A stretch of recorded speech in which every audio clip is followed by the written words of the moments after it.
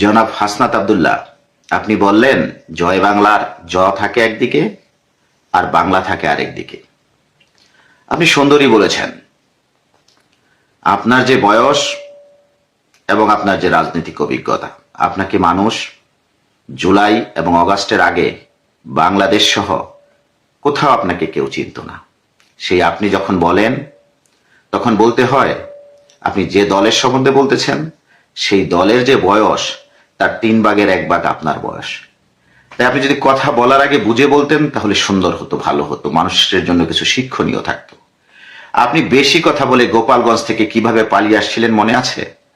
রাজনৈতিক অভিজ্ঞতা নাই বলে আপনি পালিয়ে আসছিলেন। এত নির্যাতন, নিপীড়ন, পুলিশি অত্যাচার, পুলিশি জুলুম আপনাদের মব থাকার পরেও আওয়ামী লীগের কর্মীরা মিছিল করছে, আর আপনারা পুলিশ সেনাবাহিনী নিয়ে পালিয়ে আসেন। এখানেই হাসনাত আব্দুল্লাহ পার্থক্য।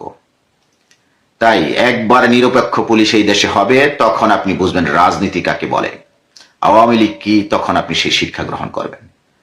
সকলকেই ধন্যবাদ জানাই। ভালো থাকবেন। সকলের জন্য দোয়া রইল। আল্লাহ হাফেজ।